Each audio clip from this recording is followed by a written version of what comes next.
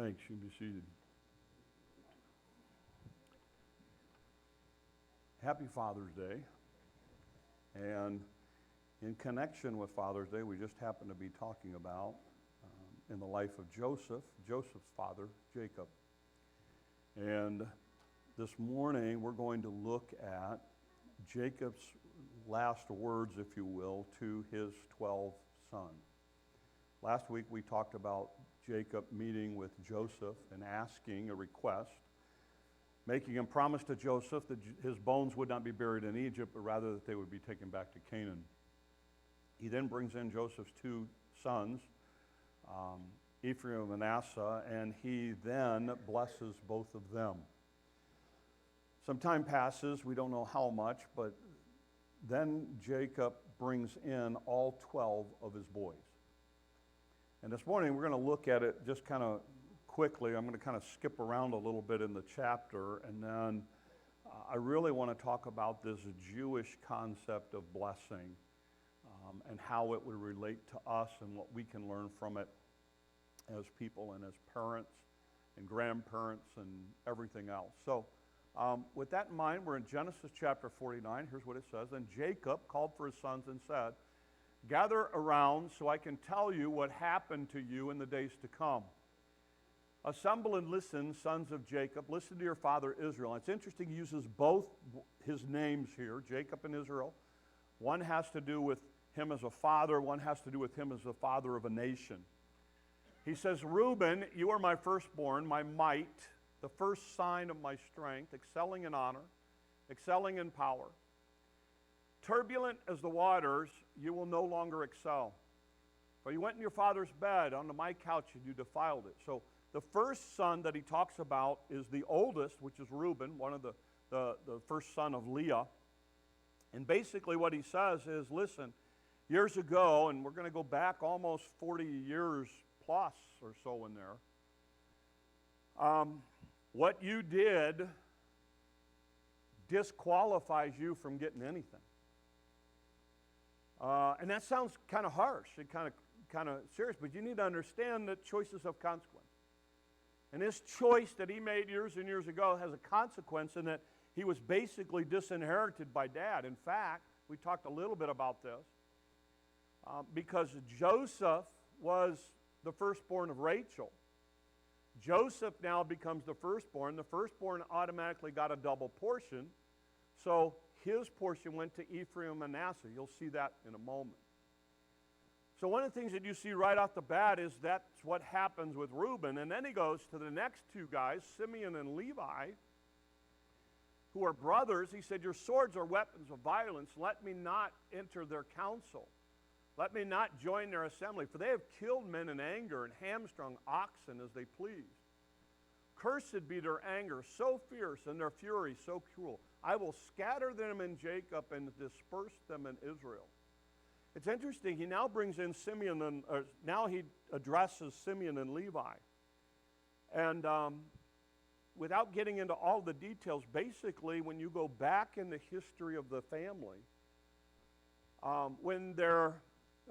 when Jacob's daughter was defiled by the men of Shechem, Simeon and Levi wanted dad to do something, and dad didn't do anything. So Simeon and Levi went to Shechem, and it wasn't just simply that they got revenge, but they were literally ruthless in the way they handled the people there at Shechem.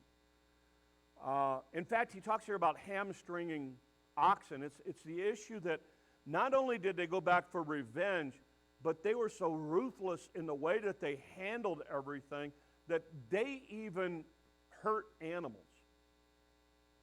And there's no reason for that. It was just cold-blooded heartlessness. And so he says, you guys basically are not going to get land there. And if you go back in the history of or forward in the history of Israel, when the land is all divided up, Simeon's land is in the middle of what Judah owns.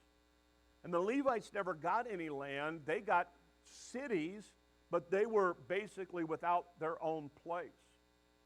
So he basically deals with, it's interesting because the first thing he deals with are the kids that have been problems, and he says, you need to know, there's a consequence for the choices you've made. And now it comes time at the end of my life when we're talking about a future, and here's your part of it's going to be somewhat limited. Then he comes to Judah. Judah is the passage that he deals with the second largest. The largest passage deals with Joseph and then Judah. Here's what he says. Judah, your brothers will praise you. Your hand will be on the neck of your enemies. Your father's sons will bow to you. You are a lion's cub. Lion out of the tribe of Judah. Judah, you return from the prey, my son, like a lion crouches and lies down, like a lioness. Who dares to rouse him? The scepter will not depart from Judah, nor the ruler's staff from between his feet, until he to whom belongs shall come, and the obedience of the nation shall be his. He will tether his donkey to a vine, his colt to the choicest branches. He will wash his garments in wine, his robes in the blood of grapes. His eyes will be darker than wine, his teeth whiter than milk. Now we look at this and we're going, what in the world is he talking about? Let's remember a couple of things. Judah is going to become one of the ruling nations. David, from Judah.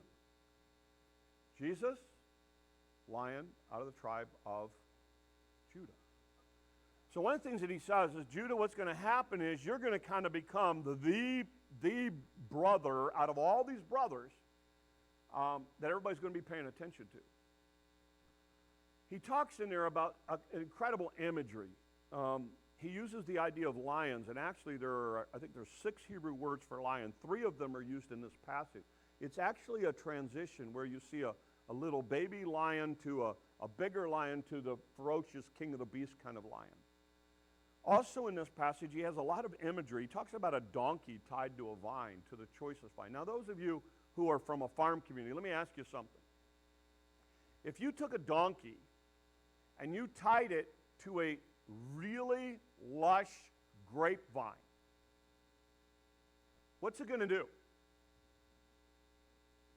Huh? It's going to eat grapes. And how many grapes is it going to eat? Every one of them. That's exactly what he's saying. He's saying, you're going to be so prosperous, you could actually take your animals and tie them to the vines because you have so much stuff, it's no big deal. He then talks about the idea that your garments washed with wine. And there's 2 ideas here. One group of people think that what this means is that wine was so plenteous, your harvest is going to be so plenteous, that it's actually going to be, you're actually going to be able to wash your clothes in wine. Another idea is that the grapes are going to be so overwhelming that as you go to stomp them and crush them, your clothes are just going to be covered in grape juice. The idea of your teeth white, the idea is that the grapes are going to be so much grape that your lips are going to actually be grape colored and your white teeth are just going to stand out. He basically looks at Judah and says, you need to understand, you got an incredible future ahead of you. Overwhelming. You can't even imagine how fruitful it's going to be. And again, think about this. David, Solomon, Jesus, all of this as part of his heritage. Then he's going to hit all the other guys. I'm going to show you a map on how this thing ends up divided up. And if you'll notice, Joseph's sons, Ephraim and Manasseh, have the largest portion right there in the middle. This is what's going to happen in 400 years after the children get out of Egypt and wander for 40 years and then eventually end up in the land. And you can tell all of these different areas. This is where, kind of going to leave this up. You guys don't have to keep it up on the video thing, but I'm just going to run through the names real quick just so you have.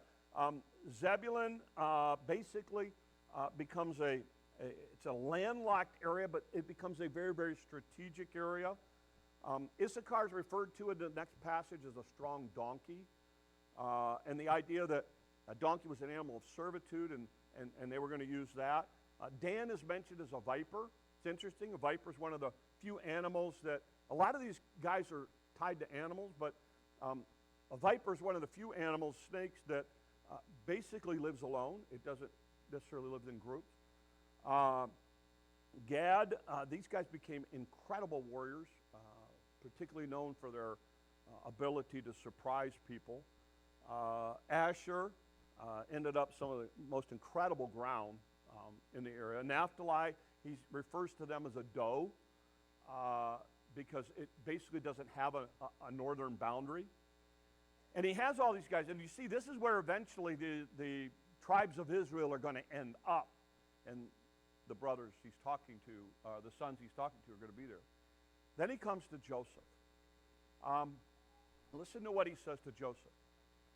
He's the only son who is referred to, who's compared to a plant, not an animal.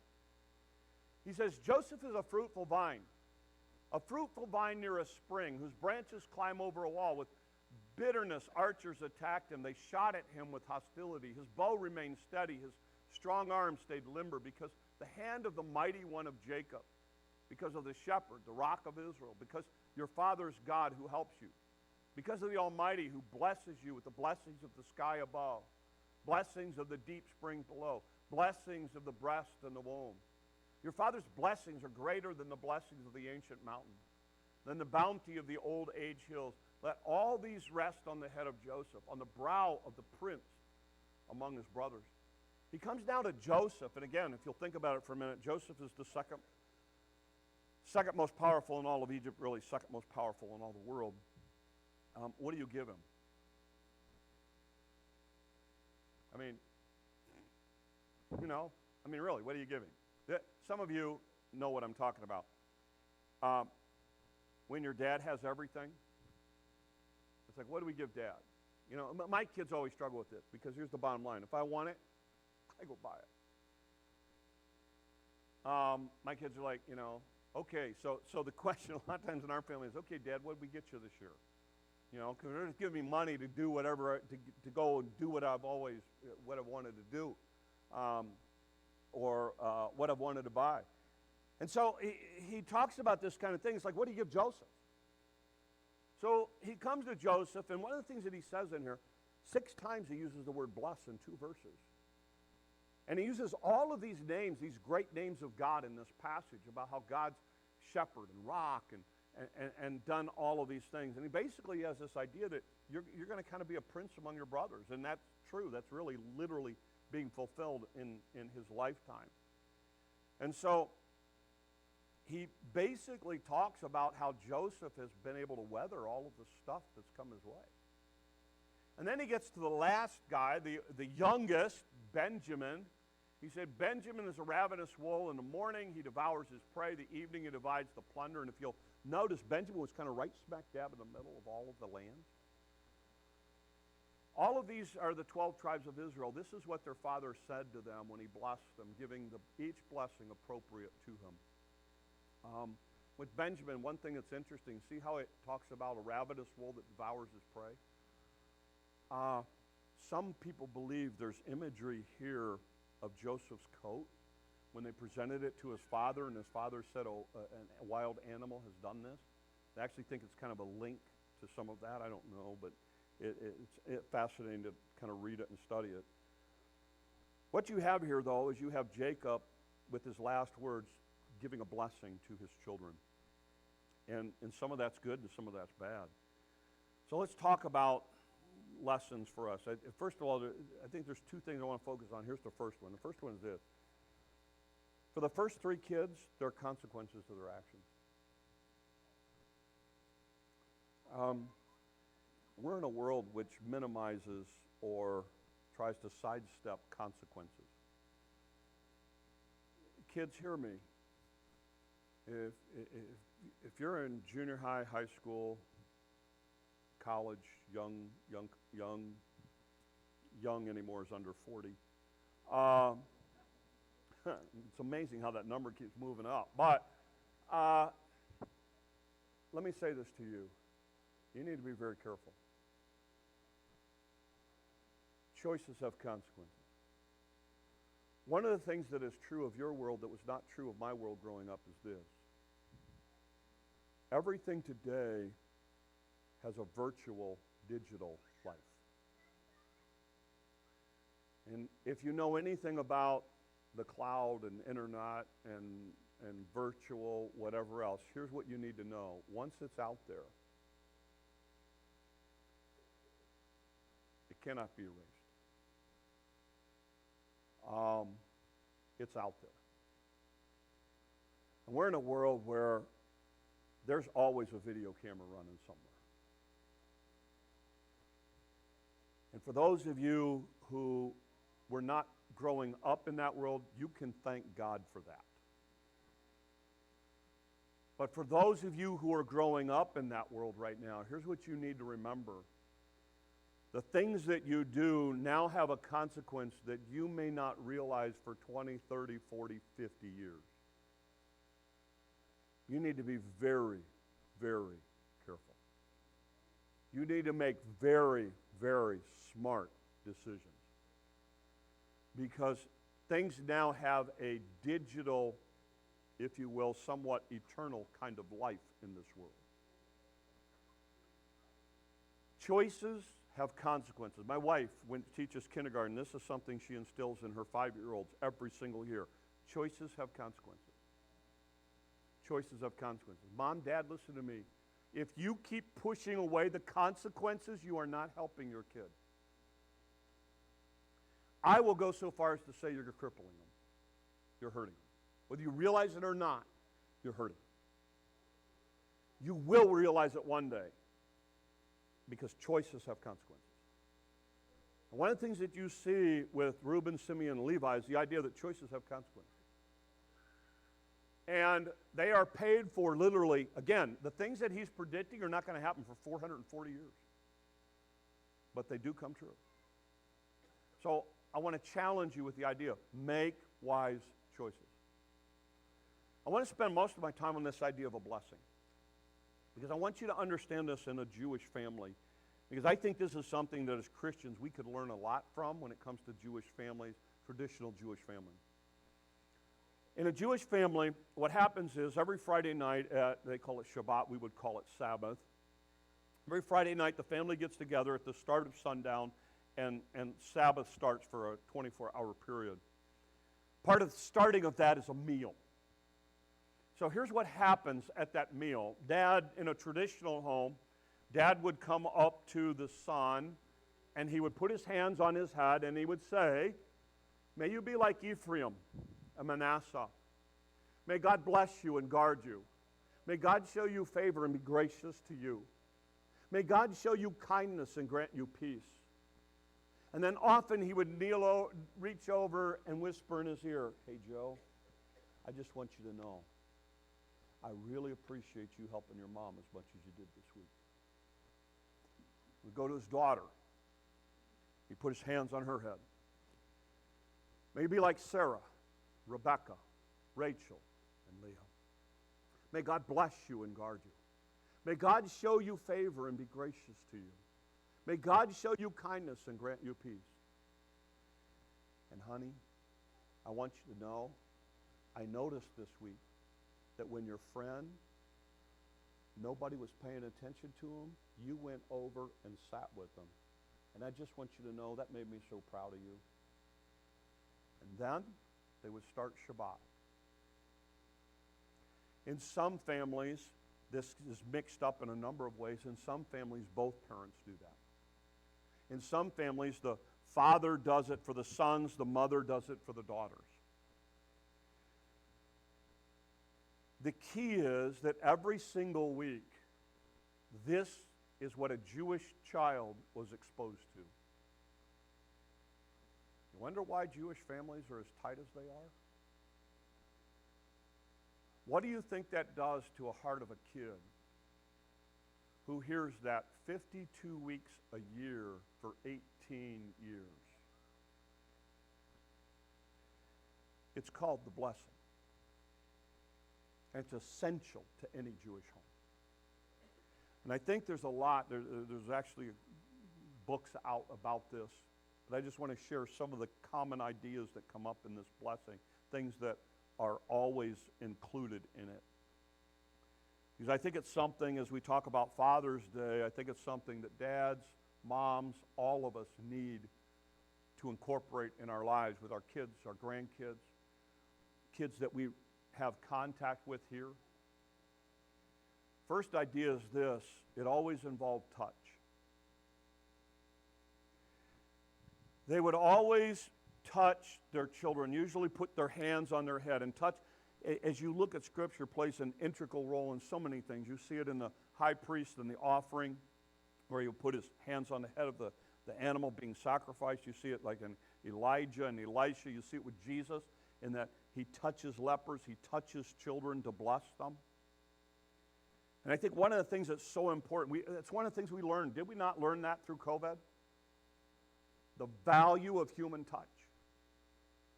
How important it was that we had that, and I'm talking about a proper human touch to convey something, because you convey, I mean, that was the thing we fought here as a church. When we started meeting together and I tried a no-touch service, what was I thinking? You know, well, I'm thinking we're going to try to keep people safe. Well, that lasted for what, I think 2 weeks? And people were like, look, if I'm going to come to church, I got to shake hands, I got to hug, I got to, and so then we went to that crazy sticker system thing. But it worked, it worked. Why? Because it becomes such a valuable part of who we are as people. I can't stress this enough. Particularly those of you who have daughters or granddaughters, guys. Your granddaughter or your daughter need to understand what it's like to be properly touched in a godly kind of way. It's very, very important that we have this idea with our kids, that they know that we love them, and touch conveys something that cannot be conveyed with just words. And one of the things that you see in the Jewish house is that that's what they would do. They would touch. You've already seen it in the life of Jacob. You've already seen it in, Joseph gets upset when his dad's got his hands on the wrong heads. So I want to encourage you with this idea that, and again, I understand, some of you are like me, you're not a hugger. Okay? COVID was great for some of us because we're like, oh, it's awesome, we don't have to touch anybody. Because we're not huggers. Oh, good, we just do the fist bump. Remember that? We did the fist bump thing? We did all these kind of crazy things because we know, scientifically we know, touch does something. By the way, they did a fascinating study with doctors. They had them go in and spend the exact same amount of time with patients. One change. One set of doctors sat on the bed. The other set of doctors stood. They spent the exact same amount of time with the patient. When they interviewed the people afterwards, you know what they said? Oh, he spent so much time with me. Because he sat on the edge of the bed. They felt closer. They felt the connection. Again, we see this over and over and over again. And that is so important. It is so important. Second idea is that there are spoken words. Now, I understand some of you grew up in homes where words of affection, words of affirmation were not spoken. So it's very hard for you because we're trying to get you to do something that you don't have any experience with. Some of you have never heard your dad say he loved you. That breaks my heart. So it's very hard for you to kind of communicate things to your kids, to your grandkids. And I just want to challenge you with this because spoken words are so important. Words build up or tear down.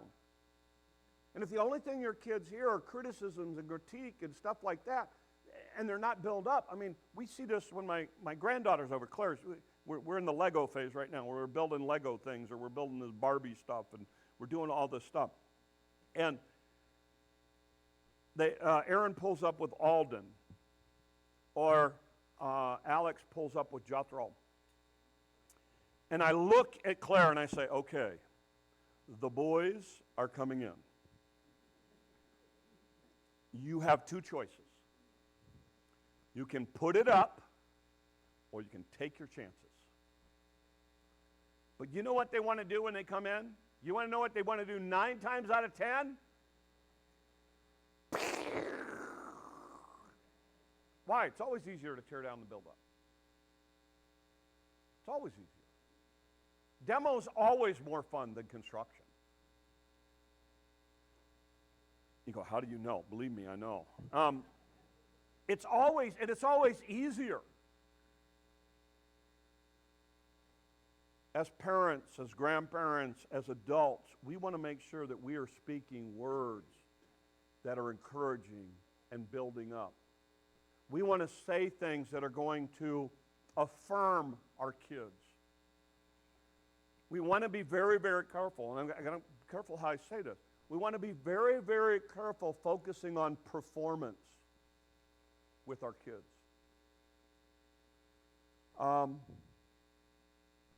We need to look beyond the external and the superficial into that which is internal when we're dealing with kids. I see this so often with parents. You know, here's what I've observed. We're in a culture that puts a lot of emphasis on sports, and so what happens is we get our kids involved in sports. We always tell them, you did such a good game, and you did this right, and you did this right, and you had all this right, and so I'm so proud of you. And all of our comments are performance-based. And what happens is these kids go on, and they get into maybe a bigger market where they're not so good. Or they get into a market or they get into a point where they just don't do the sports anymore. And all of their affirmation was about their performance in their sport. And they try to go back to it. It's sad. Have you ever watched 30-year-olds at their high school graduation trying to relive being 16 again? It's like what Jimmy said one time. It was cruel, but I liked what he said. He said, I got a lot of friends from high school. He says they take pictures without their shirt on motorcycles that they don't own. And I'm like, they do. I've watched them do this. It's like, okay, they're trying to relive this stuff. And it's so important as parents to be careful about that.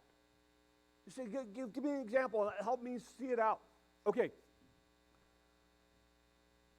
Talk to them about that which is internal. Talk to them about character kind of things. Honey, you know what I love about you? You've been involved in this sport, and you give it 100% when you're out there. No matter what. You come to practice early, and you go home, and you practice hard. And watching you just work as hard as you do, that's so encouraging to me as your parent. You know what? I noticed that you didn't get to play a lot today, but you know what? You sat on that bench and you encouraged your team and you cheered for everybody else and you wanted everybody else to succeed. That's so awesome. I try to do this as a pastor with the kids that come in here. We have kids that really work hard at dressing up and looking nice. And there's a part of that I want to encourage because I know how important that is to them, but I don't want it to be external. So, I'll have kids come out, what do you think of my dress, Pastor? Honey, you look so pretty. But you know what? You know what's even prettier than your dress? Is when you smile. And you have such a great attitude. I love it when you come up to me. Pastor, I colored this for you. You know what? You did a really good job with this. You know what excites me even more? That you thought about doing it for me. You see what I'm talking about? You see the difference of what you do in the life of a kid? When you're focused, because those are things that will never change. How good they are in a sport, that'll change. That faithfulness, that tenacity, that plugging away, that doesn't change. That's the thing you want to encourage. That's one of the things you keep wanting to plug away at. Be careful here, because it's such a trap that we fall into. The other thing that you see in this was a commitment on the life of the parents. In a Jewish household, it was every single week at the same time. There was a commitment on their part. this is what I'm going to focus on. My wife and I used to do this with our boys, is we'd sit down and we'd figure out one thing each year that we wanted to work on with our kids. One thing we wanted to encourage, one thing we wanted to promote, one thing we wanted to change. And it was like, okay, so when we discipline, this is the issue that we're going to deal with. This is what we're going to focus on. One of the things that concerns me as I see stuff happening today is we're in this culture where so many parents want to create a mini-me. I don't want to create a mini-me. I'm hoping you'll take all of the things that me did wrong and do them right so there's a better you. And I understand, I'm not attacking the idea, but you understand what I'm saying. I mean, it's like I want to create this person who is like my best friend. Parents, grandparents, all of us. You need to stop and think about what we're trying to do here. It's a fascinating story. It's in the book Men of Integrity. And here, the guy's name, I gotta get the guy's name right, is Randy, where is it? Gary Richmond. Gary Richmond. They tell a story of Gary Richmond. He is at the zoo with the zookeeper. And there is a baby giraffe that is going to be born. Okay? Oh, so cute. Not till you hear the story. So as the giraffe is getting ready to be born, Gary is standing there with the zookeeper, and he looks at the zookeeper. He says, "When's the giraffe going to lay down?" He says, "It's not going to lay down." He said, "What do you mean it's not going to lay down?" He said, "That's a 10-foot drop." He goes, "It's not going to lay down." He said, "But that's a 10-foot drop." And the zookeeper looked at Gary and said, "If you want to go try and catch it, go ahead." He said, "But here's what you need to know. The second you go into that pen, that giraffe's going to kick you to the other side of the thing. It's going to knock you silly." So he's watching this, and the baby giraffe drops and hits the ground, rolls a little bit. The mother giraffe walks up and kicks it, and it goes rolling across, head over heels. And he's like, "What'd she do that for?" He said, "Just watch." Then the giraffe starts to get up on about 3 legs, and it's kind of all wobbly, and Mom goes over again and kicks it again.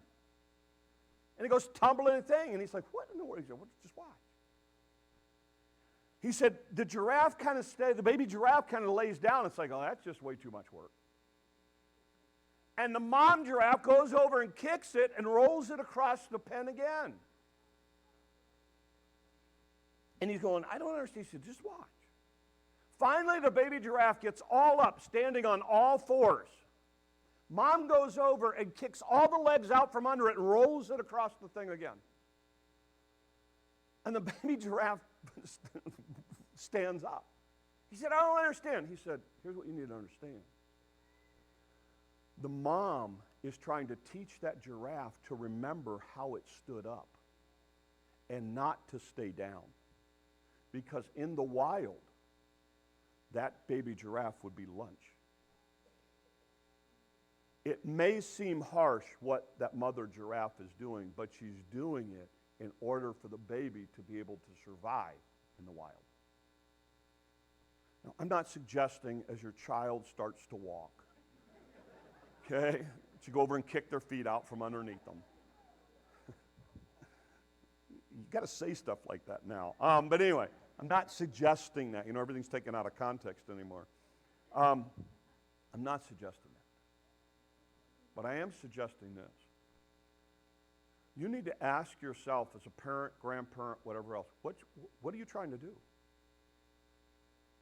Are you trying to prepare them for the real world? Because you need to know this world will eat them alive. You need to know there are lessons out there that will cripple them for life. You need to know that part of your job and my job is to put up boundaries and to enforce those boundaries and to set some discipline and to set some rules. And you go, yes, it's hard. Yes, it's harsh. But the reality of it is my goal is to produce kids who can make it in this world. And this world will not coddle them. It'll coddle them all the way through college. But you know, their employer is not going to come to them and sit down and say, okay, let's have a discussion here. I want to know how our company can best serve you. So what schedule would work for you? And you got one? You know which one? Awesome. You know, really, it's like, what schedule would work for you? How can we make this, what is it that you would like? Because we don't want it to be too hard on you. If you've got that kind of employer, let us know. I got a lot of people who want to work for them. No, what does your employer do? I need you here at 8. You can't leave until 4. You get a 30-minute break for lunch. You need to go do this. You need to go do that. Well, you know, just late night, really tough for me right now. And, you know, I'm kind of struggling. And you're gone. Why? You know, this is both sad, as a parent, this is both sad to me and is also exciting. Both of my boys are at the 185th. And so they're both in positions where they have people underneath them. And most of them are in their 20s. And I'm amazed at how many times I find my boys coming home and talking about some kid they're trying to help because the kid is clueless. The kid doesn't know anything. The kid's never had a father figure. The kid's never had anybody. And I'm looking at it, it's a little scary for me. I'm going, really? My kids are like being father figure to 20-year-olds? That's scary to me. But it's also encouraging to me that they have the skills to realize this is important. And it just amazes me how many kids are out there who have had no dad. And so you go, well, we don't have kids. I don't care if you have kids or not. That doesn't mean you can't be a father figure to somebody. That doesn't mean you can't invest your life and mentor somebody else. Well, my kids are gone. They're not around anymore. So what? So what? There's all kinds of people. There's all kinds of... Look at all the young parents in this place. You think they've got it all together and they don't need anybody to come alongside and help them? No. We're all in this together. My kids are where they are today because of decisions they made and because of people who invested in my life and theirs. That's why. And that's what's so important for us. And I'm not, like I say, I think sometimes with our kids, we get way too soft and we cushion all the consequences and we don't want them to experience anything that's hard. By the way, it's what scares me about where our country's headed. Because we have kids that have never sacrificed and don't know anything about struggle. And their answer to everything is let the government take care of me. Well, listen, that ain't going to work. And so, you know, I think it's just so important that we communicate well with our kids, that we have that commitment to them. When was the last time you sat down with your kids or grandkids, found out what they dream about? What their goals are? What they love? You know, I got a granddaughter right now that's into Barbies. Barbies and Legos. You know, I'm not a Barbie expert, but I'll get there. Why? It's important to her. Rainbows and unicorns. Okay. Rainbows and unicorns it is. So when I go to the store, what I'm looking for, rainbows and unicorns. You know, why? It's important to her. And so I want to invest, I want to get engaged a little bit in her world. That's so important for us to do. I want to challenge you because it's tough. But we're to model what our Heavenly Father has done for us to our kids and our grandkids and the kids that come in here every week and the kids you run in contact with every week. So I end this morning with this. Jacob gives a blessing to all of his children. We need to use our words to give hope and encouragement in the future of the children in our life. Kids need to know that they're loved and they're valued. We need to be their biggest cheerleader. We need to commit to raising a generation that loves the Lord their God with all their heart, soul, and mind. And our job is to model that. We can do it through blessing them with a touch, a commitment, and the words we use every day. So let's do it. Let's pray. Lord, help us. God, before we walk out of this building today, there are going to be all kinds of kids around us. Lord, sometimes it's easy to ignore them. It's easy to look past them, but don't let us do that. When we not walk out of this building today without saying something that would encourage the heart of somebody here, or we spend the rest of the week doing that. Lord, for those of us that are parents and grandparents, may we find a way to communicate effectively to our kids and grandkids this week of our commitment, our love, our encouragement with the things that they're doing, Lord, that are pleasing to you. So use us. And when it is all said and done, Lord, may they see you in us. These things we ask in your name.